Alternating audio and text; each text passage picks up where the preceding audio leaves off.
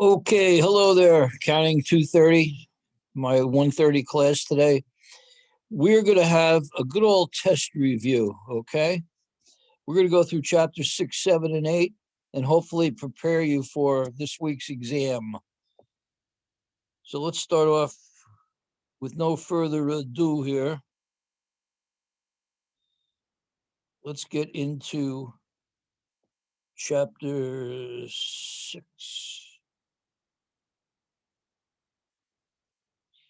Okay, chapter 6. Let me clear this out.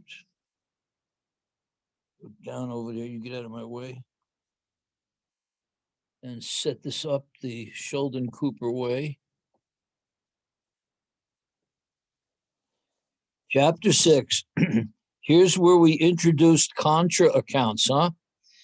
Contra sales accounts, a little more. Accounting for sales revenue. What affects gross sales? We have sales returns and allowances, sales discounts. Those are contra revenue accounts. Contra revenue accounts, contra sales accounts. They carry a credit balance. I'm sorry, they carry a debit balance because sales has a normal credit balance, and you never debit sales. So if you find yourself guessing on the test and one of the choices says debit sales, eliminate that. Cut the odds down a little bit, as we say. So sales discounts, which we'll explain in a minute, sales returns and allowances, they reduce your sales down to net sales. Credit card sales do the same thing. Credit card sales do the same thing, and then we'll talk a little bit about bad debts expense. Credit card sales, well, a lot of good reasons companies accept them, right? Increases sales, provides credit directly to customers. If a bad charge comes through, you don't have to worry about that. The credit card company is going to take care of it. When credit card sales are made, though, the company must pay a fee, and that becomes a contra account called credit card fees. Sales discounts, 2% 10 net 30. I know you're all an expert in this now. 2% 10 net 30, 210 net 30. You get a 2% discount if you pay in 10 days. Otherwise, you pay the net, meaning everything in 30 days. And there, they're just laying it out for you to look at, if you like. 210 net 30. Whether or not to take a discount. With discount terms of 210 net 30, a customer saves $2 on a $100 purchase by paying on the 10th day. In other words, they're giving up their money for 20 days. They're giving up their money 20 days earlier, huh? By paying on the 10th instead of the 30th. That means they've invested that money for 20 days. Well, 20 days, you take 2 divided by $98, that's 2.04%. That alone is a good discount in these days of horribly low interest rates. But look what it is annualized. 365 days divided by 20 days that they invested the money equals 37.23%. So when you study and just look at this and get this relationship in your mind, that 2% 10 is worth about 37% a year. Because you might get a true or false question saying a 4% 10 net 30 is good for like 25% a year. And you'd say to yourself, no, it's a lot better than that, because you know this one metric here, okay? Sales returns and allowances. Customers return goods because they're damaged, or they simply want to return them for their own reasons. And these are contra revenue accounts. Contra revenue accounts. And what we're talking about here is we have gross sales. All the sales we've seen thus far in this course are what I call gross sales. Sales minus the credit card discounts, minus the sales discounts, minus the sales returns and allowances equal net sales. Net sales. When companies allow customers to purchase on an open account, obviously there's a promise an inherent promise to pay. Trade receivables are the same thing as accounts receivable. Trade receivables, accounts receivable, the same thing. Accounts receivable are your normal customers. Non-trade receivables would be perhaps you loan money to somebody and now they're paying you back. You loan money to an employee as an advance, they're paying you back.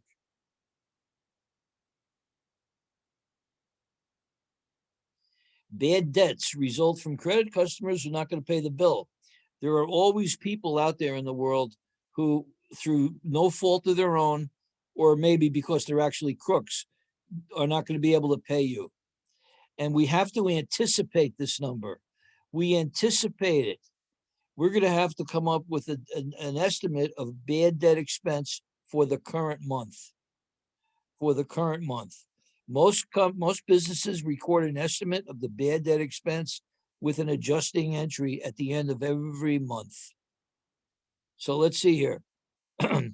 Deckers has bad debt expense of $4,685,000. Boy, that's a lot of money. They're not going to be paid by customers. So they're giving us the number here. They're giving us the number. Let's look at the journal entry. Look at the journal entry. You are going to debit bad debt expense and credit a contra receivable account called allowance for doubtful accounts. This is one of two-line journal entries in this chapter that you need to understand. Understanding when you do them is even more important than how to do them, okay? You debit bad debt expense at the end of the month. You touch this just one time. This entry will only be written one time. You are looking at your current sales or your current accounts receivable, and you're trying to figure out from these sales through today, how much in the future is not going to be collected. You have to put on your crystal ball and come up with a number, okay? Let's understand this concept here. Net receivables. Accounts receivable, this is the amount that you have on your aging. Less allowance for doubtful accounts equals net realizable value of accounts receivable, okay? That's the amount they actually expect to collect. Now, when in the future, when in the future you find out that a specific customer will not be able to pay you, now you have your second of the two-line journal entries. You are going to write it off. So Decker says we have this one customer, they owe us $6,969,000, and we just read in the newspaper that they're bankrupt. The management is all in jail. They don't have a dollar. We're never going to get paid the $6,969,000. So take a peek at the journal entry. We're going to debit the allowance account and credit accounts receivable. Debit allowance, credit accounts receivable. So the allowance account, when you debit it, the credit is automatically to accounts receivable. When you credit the allowance account, the debit is automatically to bad debt expense. So what they're showing you here is before the write-off, how much was in accounts receivable? $62,640,000. How much was in the allowance? $13,069,000. Before the write-off, the net realizable was $49,571. Look what happened with the write-off, though. It took the accounts receivable down to $55671 and took the allowance down to $6100. Notice that the net realizable value didn't change. The write-off entry really affects nothing. All it does is reclass two components of your net receivables. And that's kind of a good thing to know on the exam. They like to ask a couple questions about that. True or false? Okay. Here, we're going to go briefly over how to compute the bad debt expense. The sales method is super easy. The sales method, we're looking at credit sales only. Obviously, cash sales don't come into play here. Credit sales only. So we take our credit sales and we're going to multiply them by a percentage, and whammo, there's the bad debt expense. Kids Clothes had credit sales of $600,000. Past experience tells them they're going to lose 1% to bad debts. That's $6,000. Here is the journal entry we just looked at. You debit bad debt expense, credit the allowance. Whenever you debit bad debt expense, you credit the allowance. Whenever you credit the allowance, you debit bad debts, no exceptions. Now, here's the better way to do it, but it takes a little more thinking. The aging method. The aging method. What we're going to compute in this method is not the bad debt expense. We're not computing the bad debt expense.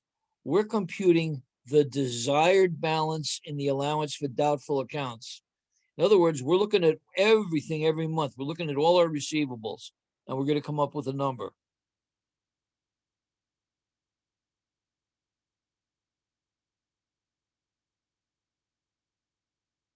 So take a look here. Here is an aging of accounts receivable.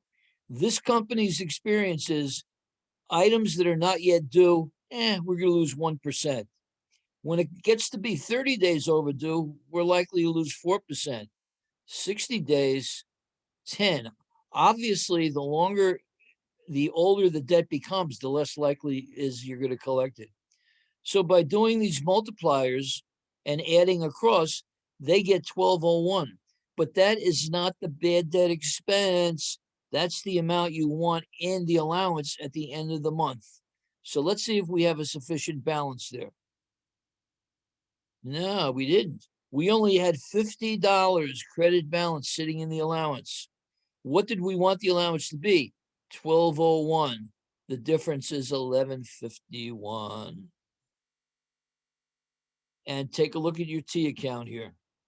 The balance after adjustment is equal to the estimate of 1201 based on the aging. Okay.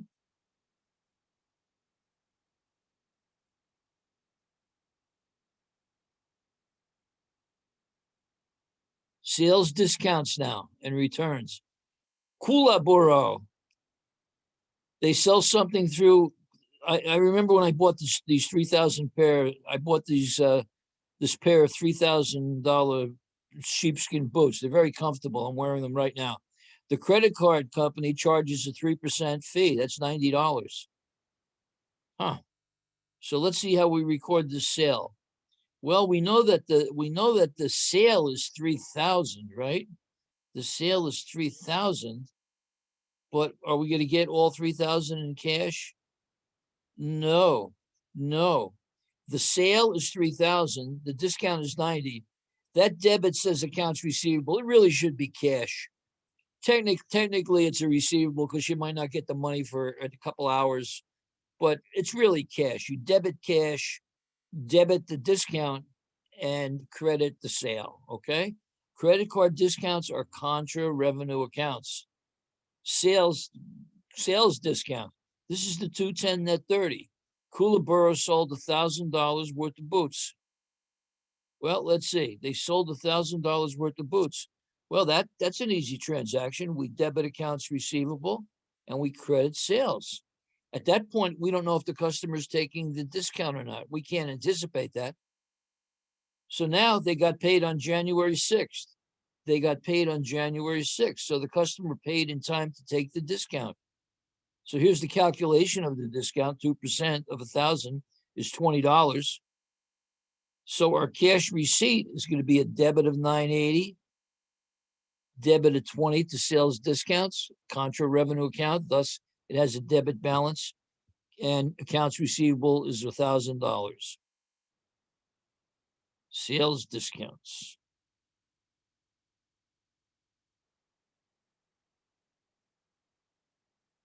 What if the customer didn't pay within 10 days?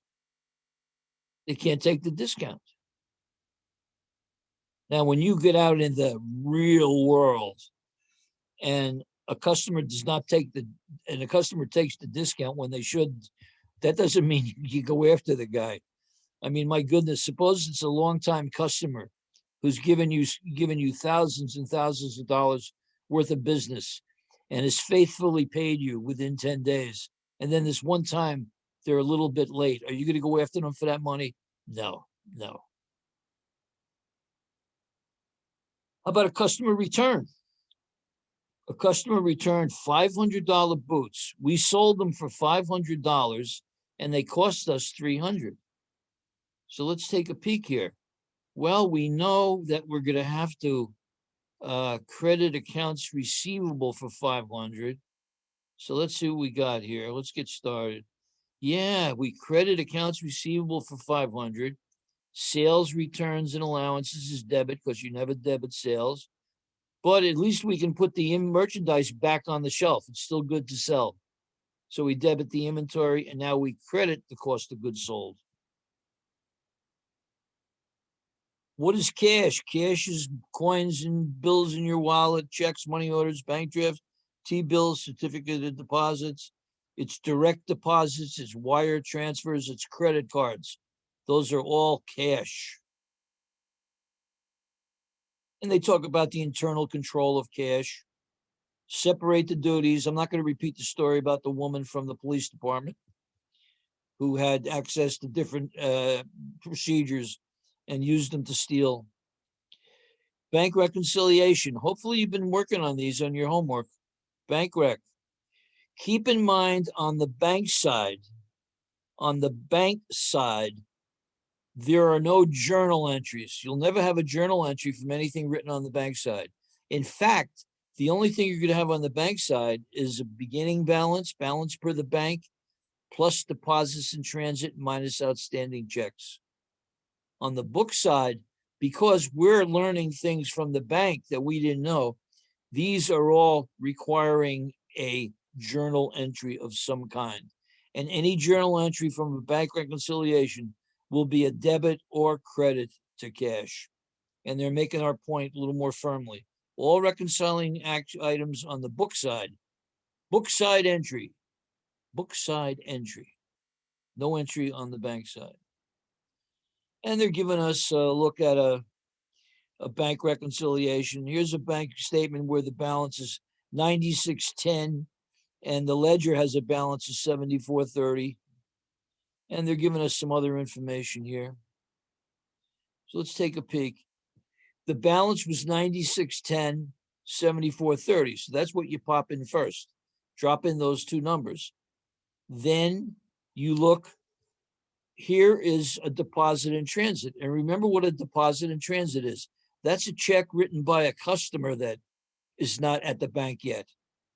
So we had $500 deposit in transit and outstanding checks were $24.17. So that's all we're going to have to worry about with the bank. We have the deposit in transit, the outstanding checks. Now, in this problem, they put in a goofy item that the bank made a mistake. The bank does not make mistakes on our tests. If there are any mistakes, the ledger is the side where you got the problem. The bank returned a bounce check, non-sufficient funds check, and the bank said we earned interest of 30.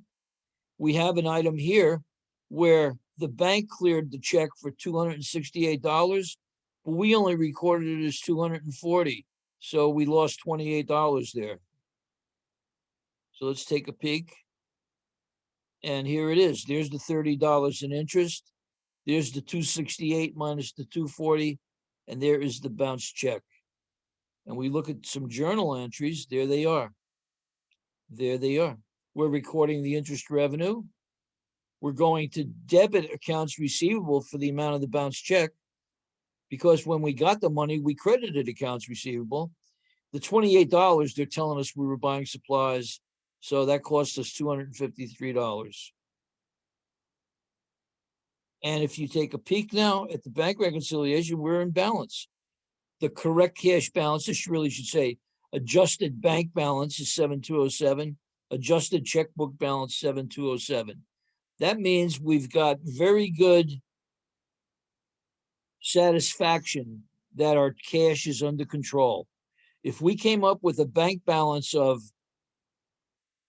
207 and that number was 7,207 below, we got a real problem. Somebody has robbed us, or we have a terrible mistake somewhere. Gross profit percentage of sales. Good to know. Gross profit divided by net sales. And the turnover. We've been over this a couple times now. the turnover. Net sales divided by the average AR is going to give you a turnover. Net sales divided by the average AR is going to give you a turnover, which you will then turn into days. There are 365 days in a year. Divide the turnover into that. This company collects cash in 48 days. And that's a brief review of chapter 6. Would you like to go into chapter 7? Yes, I see all the heads bobbing.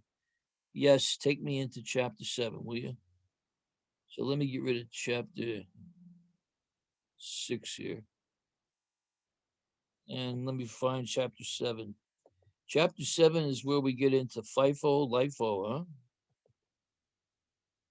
Cost of goods sold. Move this out of the way.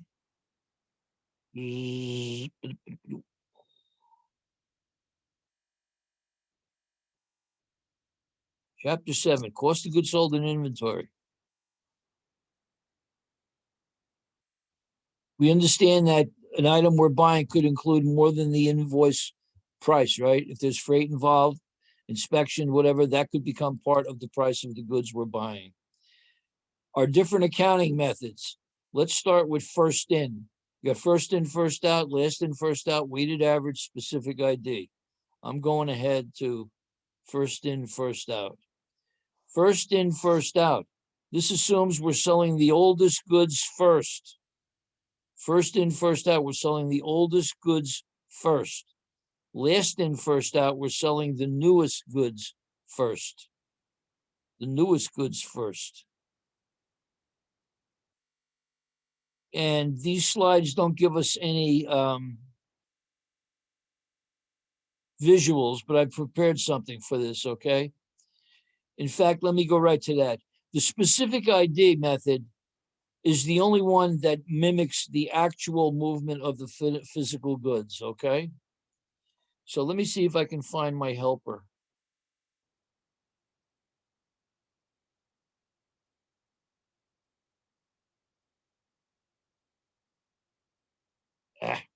Looks like I have to open it up. Hold on.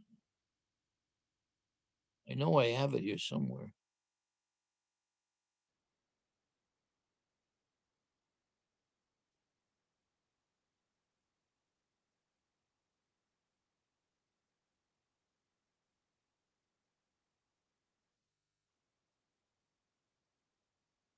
Come on, where are you? Okay, here we go. Let me share. Please let me share. What's wrong with you? New share. Okay. Let's go through this together. And there'll be quite a lot on the test on these 4 methods. FIFO. We're selling the first in first. First in is first out. So we sold, in my example here, 1,200. How will you get the cost of goods sold? Well, we have to go back in here and say, first in, let's see, we sold 400. We sold that first. We sold the next purchase. We're up to 600. We sold 300 from the second purchase, and that leaves us with 900. And we only need 3 out of the bottom tranche. 4, 2, 3, 3. 4, 2, 3, 3. Match up the proper cost, multiply them out. There is your cost of goods sold. We had 300 left in the inventory. Multiply that out. That's your ending inventory. Keep in mind that the total available for sale minus ending inventory equals the cost of goods sold. It also means that the total available for sale minus cost of goods sold equals ending inventory.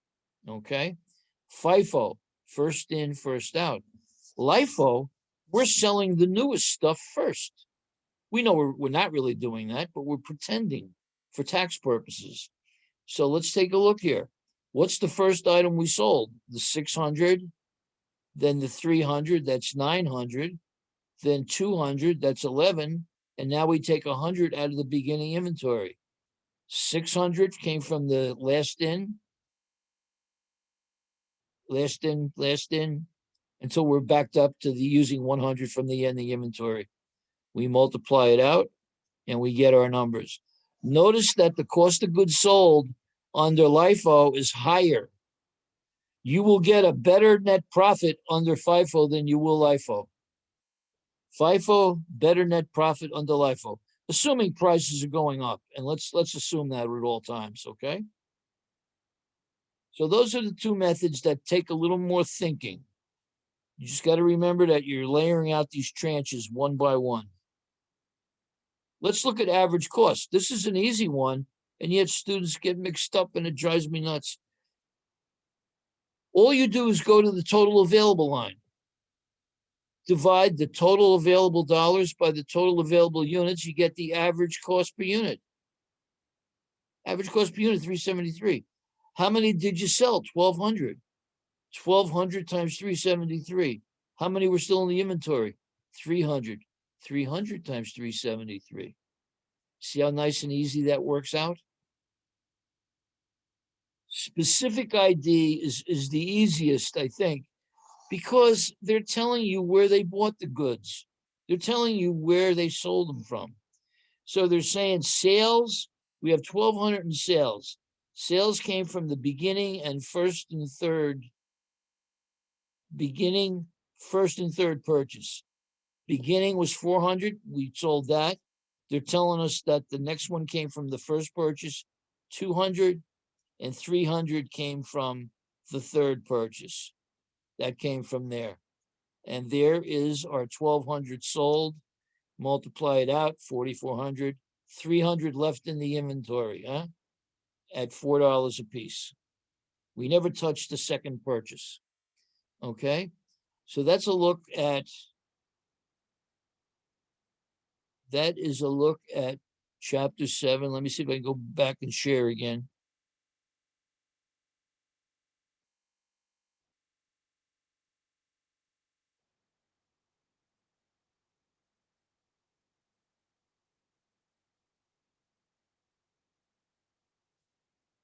So the book, these slides don't really give you much of a visual, so I thought that would be useful. And then finally, at the end here, we get into the idea of valuing at lower of cost or market. We have something on our financial statements, we're carrying it for $100, and we find out that it's not worth $100 anymore. No one's going to buy that sweatshirt. That sweatshirt is totally out of style. In fact, it's become offensive for some reason. Well, once we hear that, we have to reduce the inventory value with a journal entry. And let me take you through a brief example here. This company has Pentium discs. They have 1,000 of these discs. They paid $250 for them. They paid $250, and now your salespeople are coming back and saying, no one's going to pay $250. We got behind the eight ball here with technology. No one's buying these old Pentium chips for $250. We're lucky to get 200. Well, 200 is lower than the cost, so we're going to take 1,000 times 200 to get 200. Here we have 400 discs. We paid 100, but we're still selling them for more than cost. What's the lower number? 100. We multiply that out. So overall, your inventory dropped by $50,000. That's the 250 minus the 200 times the 1,000. Lower of cost or market is how your goods need to be valued. And there we go. That's the end of chapter 7. Let's take us into chapter 8. And I hope this is proving useful. Let me see. Did I say? I don't know if I saved a screenshot this for you. Share screen. Chapter 8. I just had it. Okay, chapter 8, we get into depreciation, amortization, depletion. You amortize, let me start again. You depreciate physical assets you amortize intangible assets, and you deplete natural resources. So you have three things: depreciation, amortization, and depletion.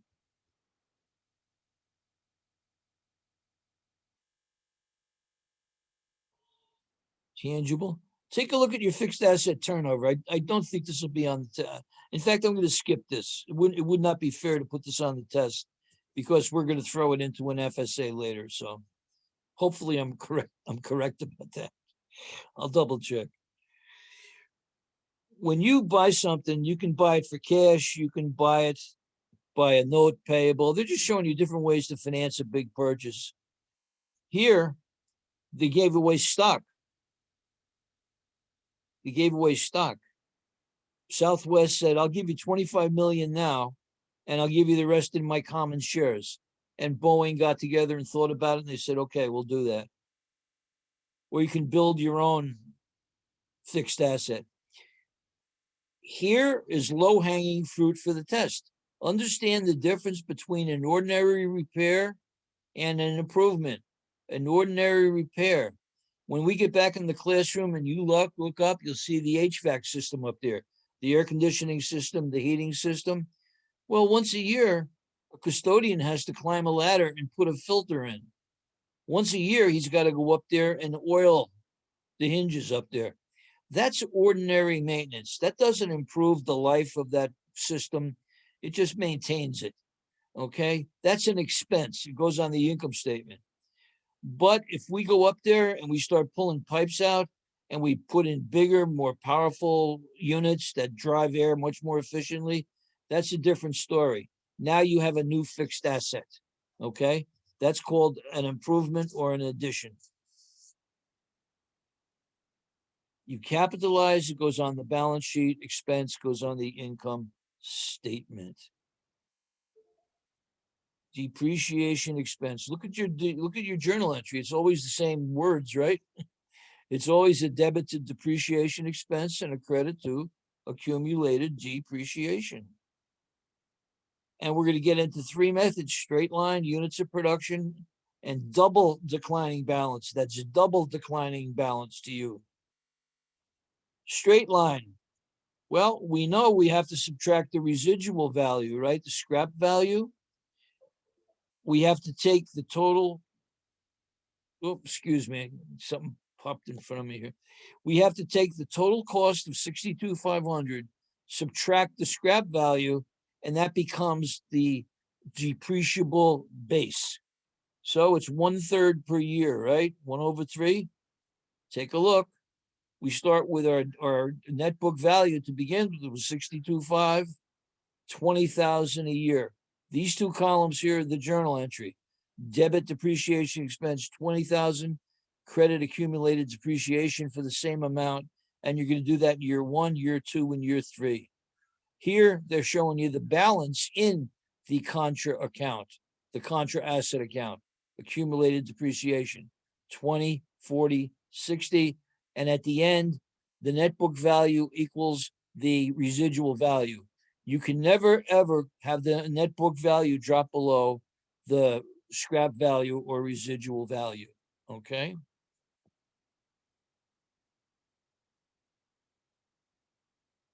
Units of production method. Well, this time we're going to do the same calculation. We're going to take the 62,500 and we're going to subtract the 2,500. So we're going to work with 60,000. But now we're estimating the expense by miles, not by years. So we take 60,000 divided by 100,000. We get 60,000 divided by 100,000. That's 60 cents a mile. 60 cents a mile.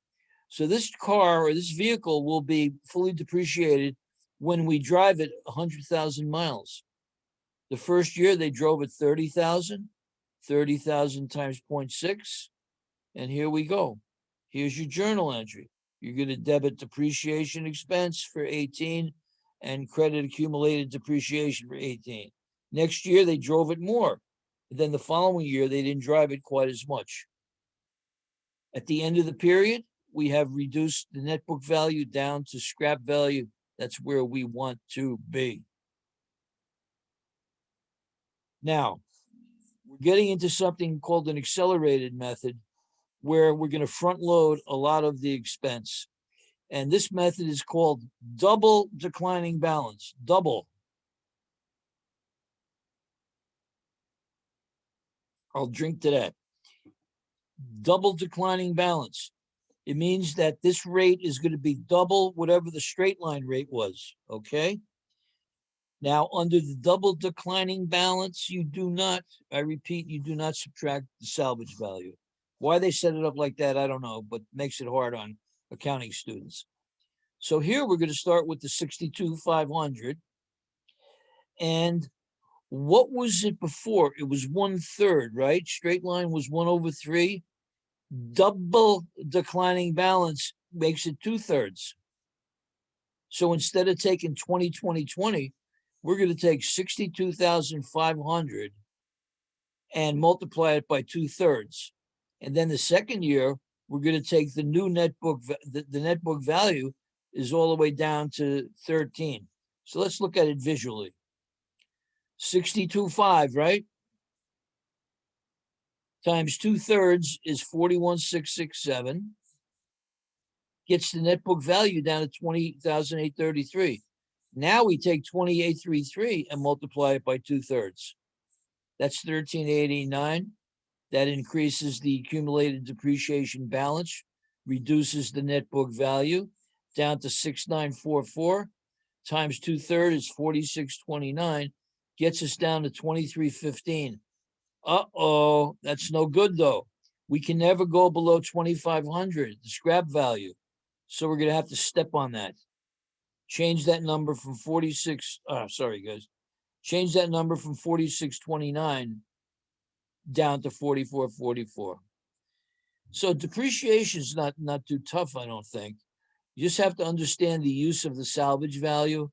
Understand that the accumulated depreciation is a contra asset account. It goes on the balance sheet right under the original cost of the asset. Let's talk about disposing of a fixed asset, okay? We may want to sell an asset. Here's a note I'll ask you to write down. You guys all have a pencil? Write this down.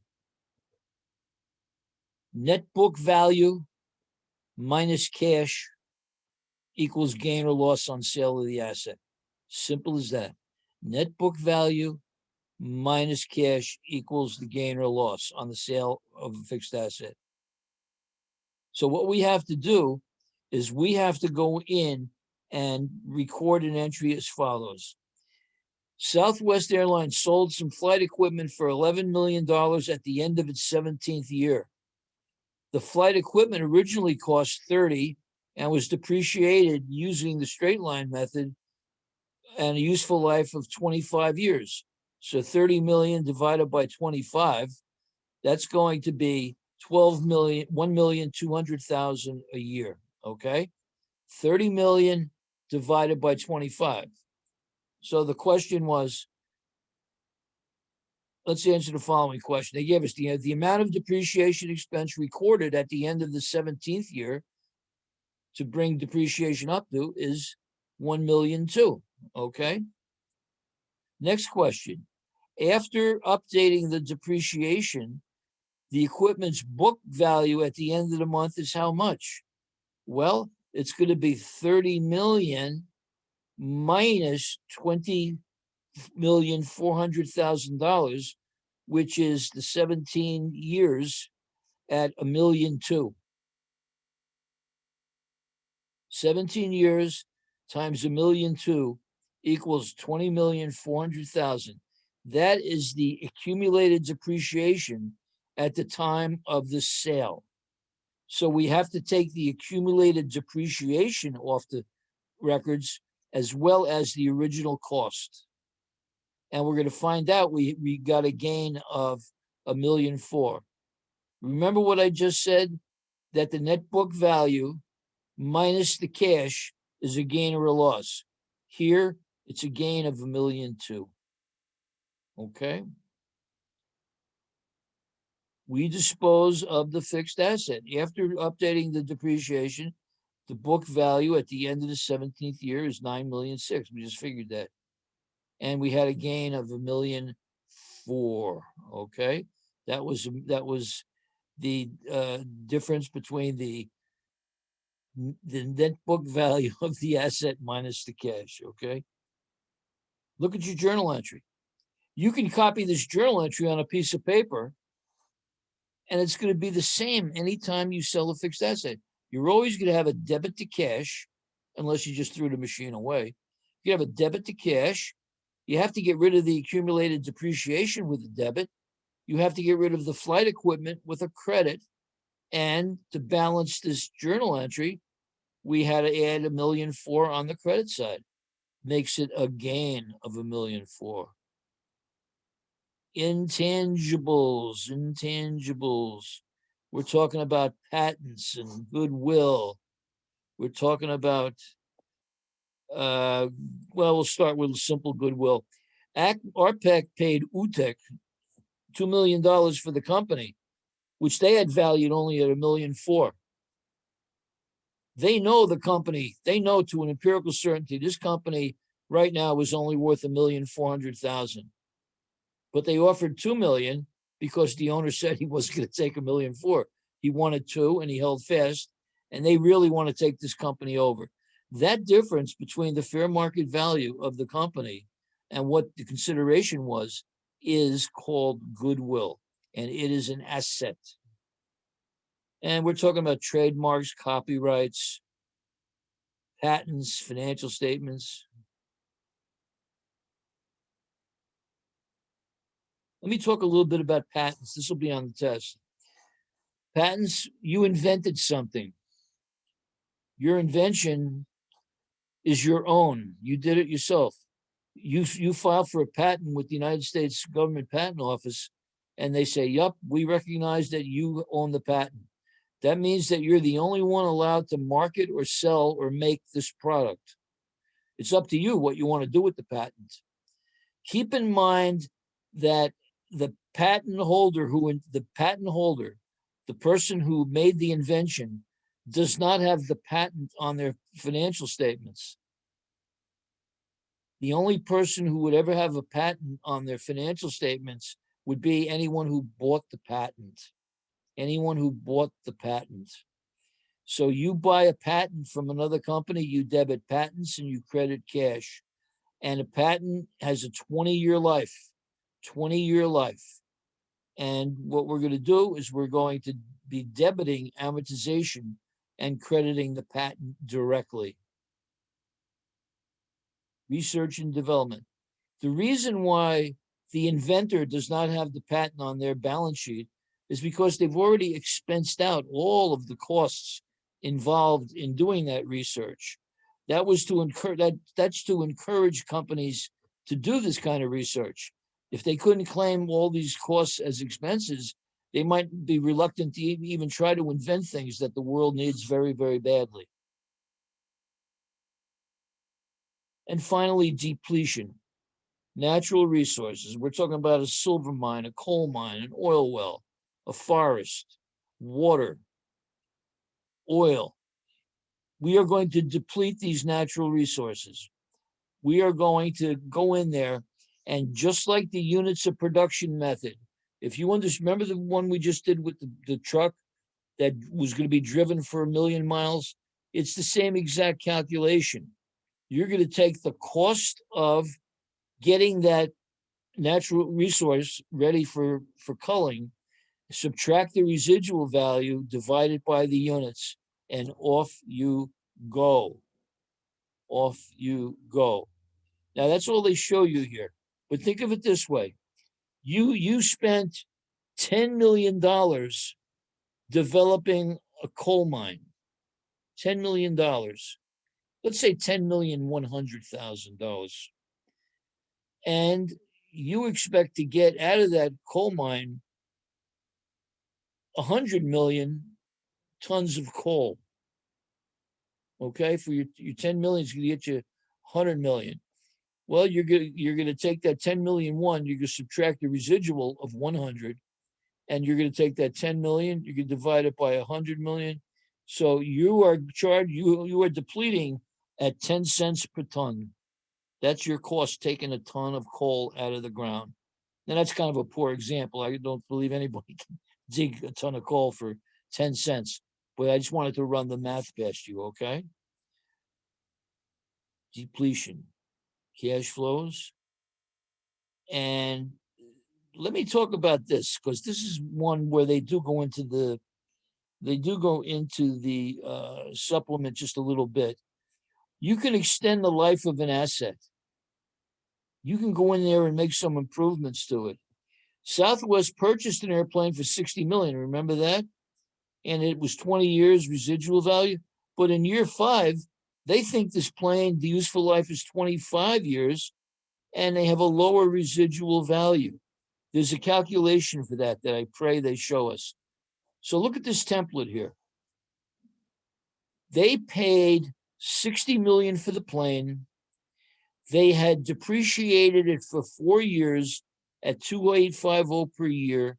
So the book value at the end of 4 years was this. Now they have a new residual value.